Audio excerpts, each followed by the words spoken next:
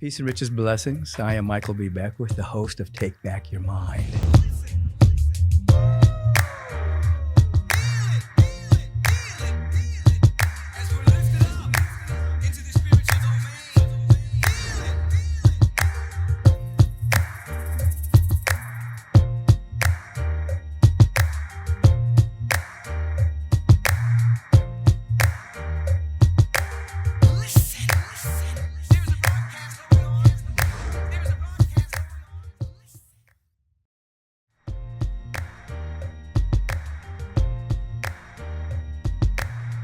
Peace and blessings, everyone, and welcome to Take Back Your Mind Life Questions of the Week. This is a wonderful moment where I have the opportunity to take some questions that have been emailed to us, many of you watching, and I get to go on an inner search for what might be the appropriate answer for this individual that will also bring meaning to everyone else who is watching. So thank you to these individuals who have reached in and reached out to us today. This particular letter comes from the Netherlands. It's from someone named Emanuela. And she says, when I meditate, I can tap into my beingness and energetic light body. Even when thoughts and emotions arise, I get real glimpses of present moment awareness. But when I leave the cushion and go into my day, being present becomes confusing. Sometimes I try so hard to be present that I end up narrating my experience in my head, which pulls me back into thinking. Other times I expand into a kind of a global awareness of everything, but it feels numb, feels dull, like I'm slightly anesthetized. There are also times when I slow down to savor each moment, eating, walking, noticing nature. It's beautiful, but I end up moving so slowly that doesn't feel compatible with real world responsibilities, appointments, and work that needs to get done. And then there are moments of deep emotional absorption with art, poetry, or witnessing tenderness between people. When a wave of beauty and love moves through me and sometimes brings me to tears. It can take a time to recover. And I'm not sure if this is contact with source, a softening of the ego, or something else. Can you please speak to what's really happening in these different ways of being present? And how can I integrate the awareness I touch in meditation into everyday life in a balanced, grounded, and functional way? This is a really good question.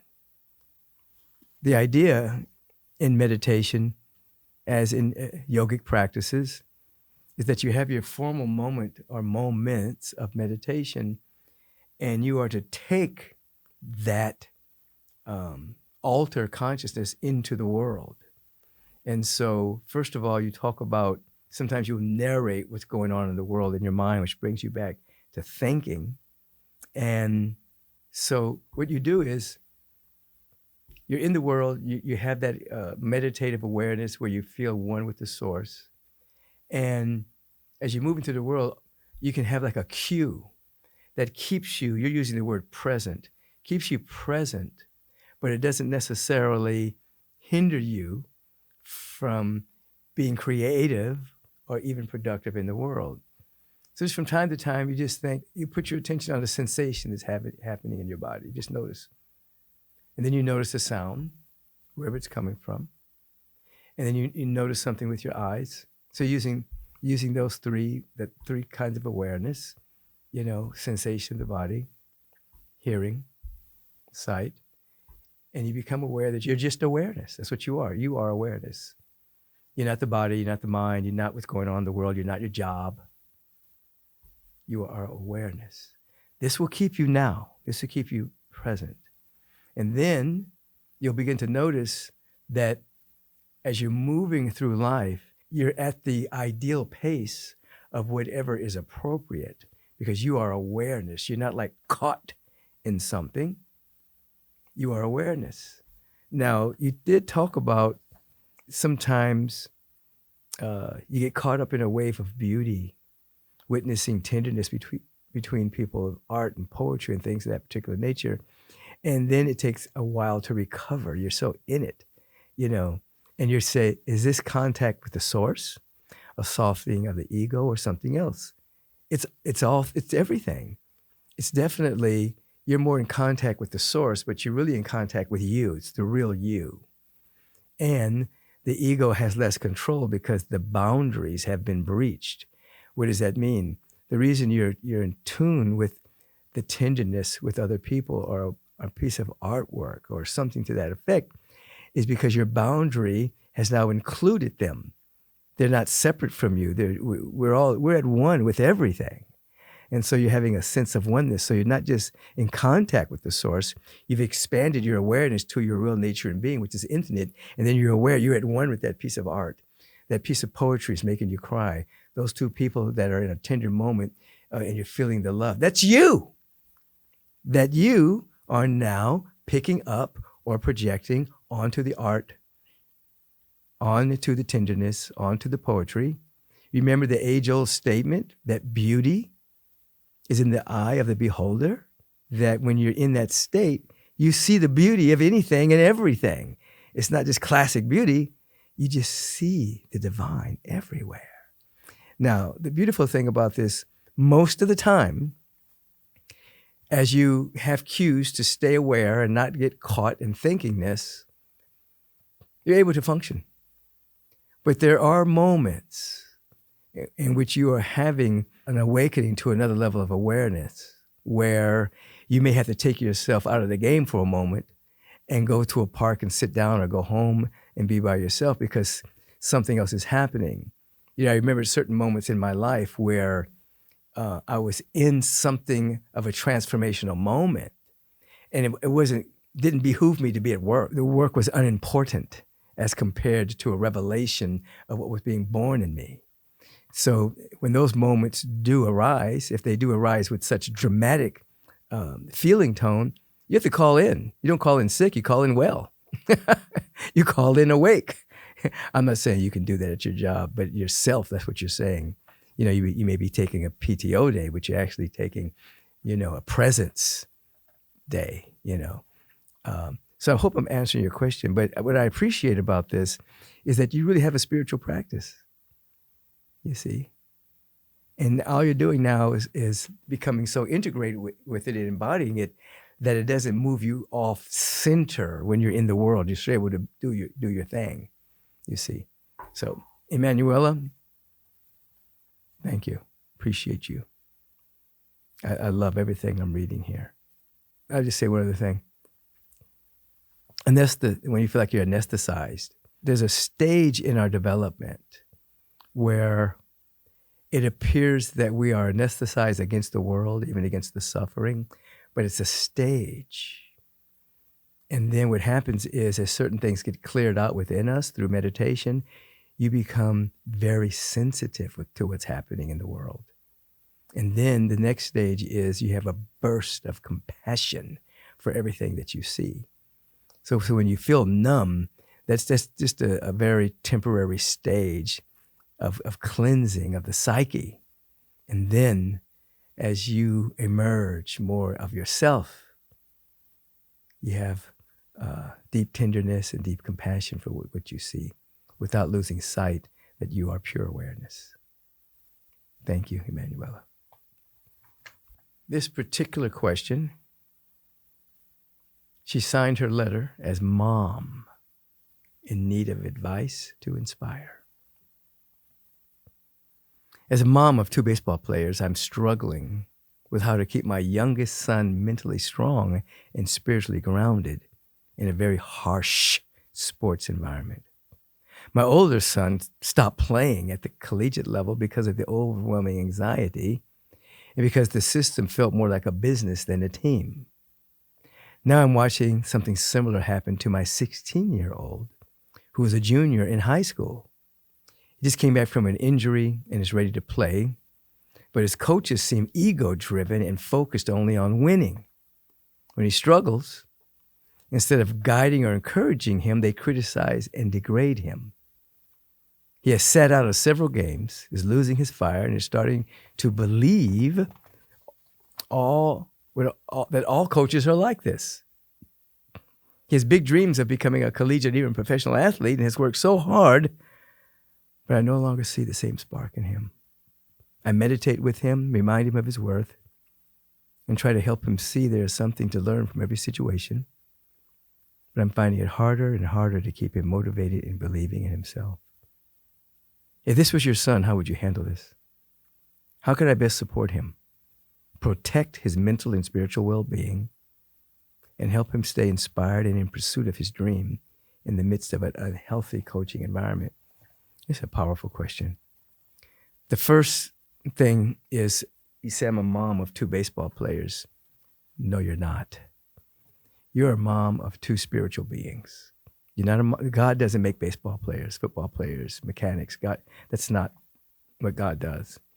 What emerges from the source is an emanation of the source, and what people choose to do with their life to reveal their purpose, which is to reflect God, reflects the presence, is their particular dharma or their particular mission. So the first thing you have to do is you are not the mother of a baseball player. You are a temporary mother of 2 beings who are growing spiritually. So you make that shift in consciousness, and you'll begin to speak to him differently. Now, there's a couple of things in here. One, you're calling it, and so is he's calling it, a very harsh sports environment. And you're also speaking to the fact that this is a lesson for him. I don't know if you can't really take him out of that environment because that's the school he goes to, so he's going to be in that environment. And so he's learning a lesson of how to not take anything personally from a coach, to take what works and to throw the rest away, and to generate his own motivation, to generate his own inspiration. If he loves baseball, if that's his thing, he loves that, then he's to place his attention on how much he loves baseball, all the nuance of it, hitting the ball, fielding the ball, throwing the ball, whatever it is. He just has to, as the coaches are berating or degrading him, he is to not take that in. He's to just fall in love with the sport. So his love of the sport is overriding their immature way of motivating. That's old school motivation. I can remember when the Lakers were beginning to win their championships. I think they did a 3-peat. I know in the beginning they had Pat Riley, and Pat Riley's wife was a psychologist, and she told him to stop pointing out the mistakes they were making in the game and instead point out all the good. So what he would do, he would take these reels of the game, but he would only have in the reel all the good stuff they did. Rebounding, shooting, passing, playing defense. And then that's what he inundated his players with. Instead of leaving them with, you didn't rebound on that play. You needed to hustle faster on that. You know, of course, he would point out things where they needed to grow, but he always ended it, and he would have it more of what they did well. So that is what imprinted them. So they left practice with an awareness of they were imprinted with how good they were and how good they could be. And you saw the results of that. And then he went to Miami and won a championship there, as the general manager. And championships are hard to come by the way. You have to have a little luck along with grace and gift and skill. So these guys that's being described, they're old school. They're probably very hyper-masculine and things of that particular nature. And they're dealing with young kids. So he has to learn not to take the degrading personally and to fall in love with the sport. So when he gets up to bat, when he's fielding a ball, it's total love. It's not, I hope I improve. I hope I please my coach. I don't want my coach to be mad at me. No, you can't have any of that, because you'll end up creating a circumstance in which that will overrule while he's playing. You're not playing for the coach. You're not playing to please a coach. You're playing because you love the ball game. You love the game. And you also notice that if you scan any sport, whether it's hockey, whether it's soccer, whether it's football, basketball, track, those that reach the pinnacle, what do they always say? I love this. I love the game. I love the game. So that love of the game transcends all of the things that are hurled at them. Because on another note, I know this is not what you're asking me, but on another note, they've done this research project. Different researchers have done projects from time to time in which they've sent out these polls to discover who were the most hated athletes in the world, things like that. And every single time, the most hated athletes were the best athletes. The ones who won all the championships, who won the MVPs, they were always in the top 10. And I thought that was amusing to me, that the very best athletes are the ones that are most hated, whereas the ones sitting on the bench, people like them. I don't know what that is psychologically, other than people, immature people like to hate genius. They like to hate someone who does something really well. Well, he's not that good. It's LeBron versus Jordan, and they're always arguing who's the best and things of that particular nature. Actually, the best was Kareem Abdul-Jabbar, actually, but people are too young to understand. Anyway, I'm joking, but I thought it's always interesting that psychologically people will attack excellence and not necessarily attack the person that's not playing that much. That's a whole nother conversation. And if your son starts to really progress in this, people are not going to like him because he's great. So that's going to be another thing to transcend. Jealousy and envy of people who do really well. So listen, mom, in need of advice to inspire, I hope this helps you. Help your son just fall in love with it and block out the nonsense from the immature coaches. And we'll see what happens, okay? Let me know. Write me back. All right. Peace and blessings. There you have it, everyone. Those are the 2 questions on Take Back Your Mind Life Question of the Week.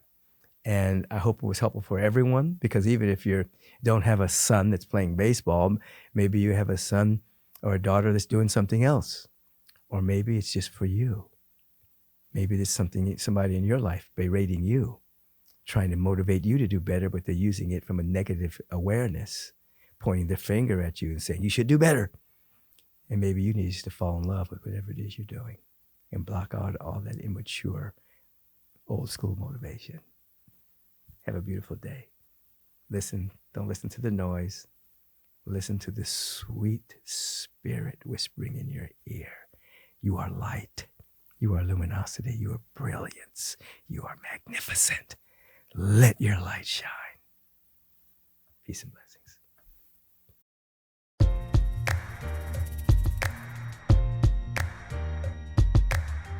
Peace and dynamic blessings. Many of you have written letters about how much you really appreciate the Take Back Your Mind podcast and the life questions. So appreciate those letters. Now, our particular program here, these episodes, it's powered by spiritual purpose, but it also has powerful sponsorship. The primary sponsor is Agape International Spiritual Center.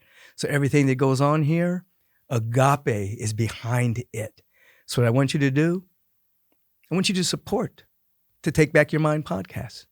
Go to agapelive.com, make a donation, put a little indication that you're supporting the podcast in that donation, or text the word give to 424-321-6243. Write the word podcast so we know you're supporting this wonderful program of Take Back Your Mind. The secondary sponsor is Neutralize.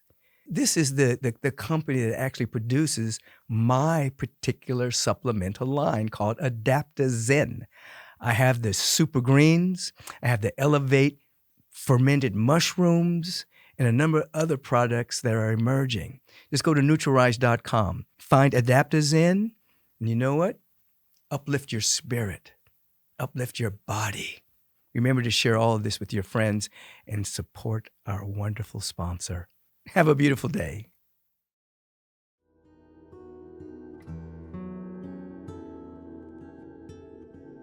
Peace and blessings.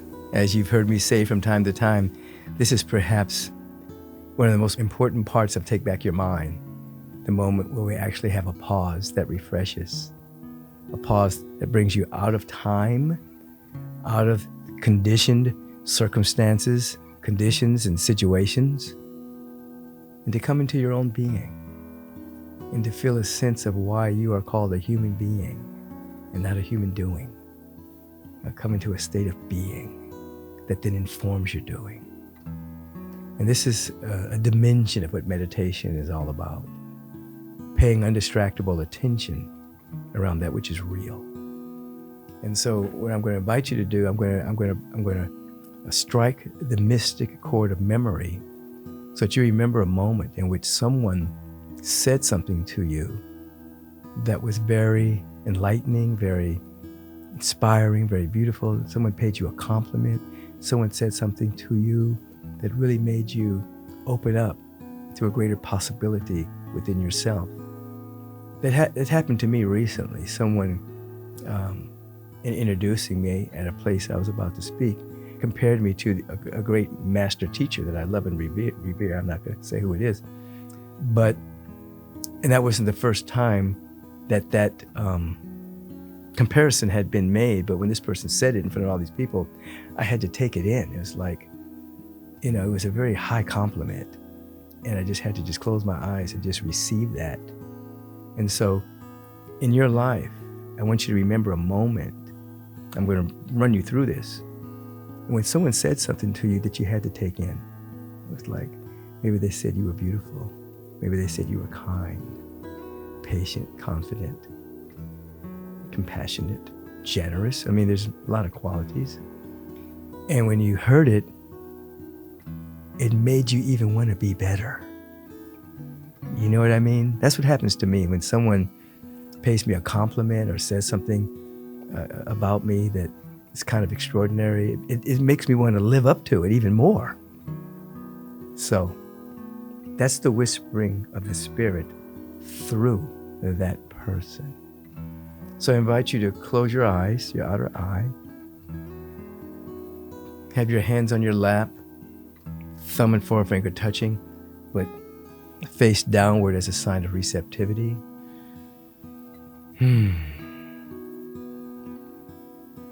Just allow yourself to relax. Now think about a moment in which someone said to you, about you, something wonderful.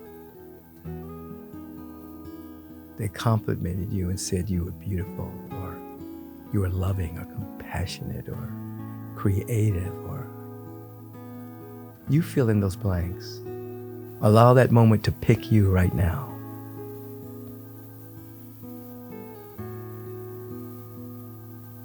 Now, I want you to tune in to what they said. Now, with your attention, tune into how it made you feel when they saw you in that light. Were you able to receive it? Okay. Let us hear it again. Let that experience unfold in your awareness right now and receive it. Hear it, feel it, receive it. Pay attention to it. This is meditation, paying undistractable attention to the real. And the real is that the Spirit is always saying, in substance, you are the light of the world, with various themes. What you heard was a theme, a various theme on the statement, you are the light of the world. This time, receive it, embrace it, meditate upon it. For this is the presence of God speaking through that individual directly to you. You're the light of the world. So beautiful, so proud of you.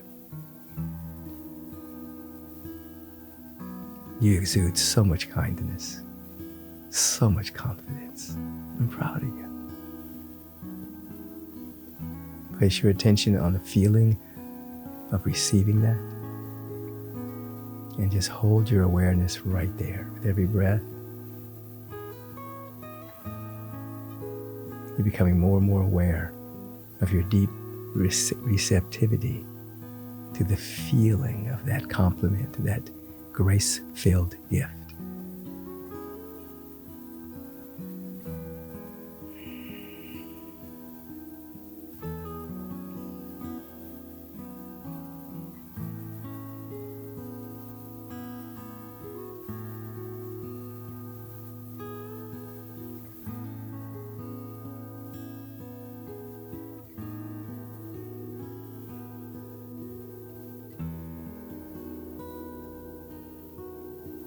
And as we are receiving, embracing that gift of grace that came through an individual, we're giving ourselves permission to allow this to be a part of our new norm. The receptivity, the embracing, the embodiment of the truth of our being that someone noticed. It lifts us now into a mountaintop awareness of gratitude that becomes our attitude. It integrates us into a recognition that this presence is everywhere. Another initiation into the consciousness of unity and oneness. We're one with the presence. That the word that is spoken now for each and every one of us is a living word. It's becoming flesh and bone of our life. Let there be light. Let there be beauty. Let there be intelligence. Let there be love. Let there be abundance. Let there be prosperity. Let there be wholeness. Let there be health. Let it happen through each and every being that's tuning in right now. In the feeling tone of that moment of embracing grace is allowing for a greater unfoldment of good in our life. And it's all happening now. And so it is. Amen. As you slowly open your eyes, throughout the course of this day, just live with the feeling tone of that compliment. Contemplate it, meditate on it, pay attention to it until it becomes integrated. Because that's God speaking to you, your higher self speaking to you, reminding you. Take it in today. That's our meditation for the day. Peace and blessings. Your time is very valuable, so I want to thank you for tuning in to Take Back Your Mind. If you want to submit a life question, please do so. Email us at podcast@michaelbeckwith.com, and perhaps one day I'll be answering your question that will touch the lives of so many. If you've enjoyed the show, you might as well submit a 5-star review. You might as well tell your friends and family. Let's spread the love. Until we meet again, maintain your awareness. Take back your mind. Because when you take back your mind, you take back your life. Peace and blessings.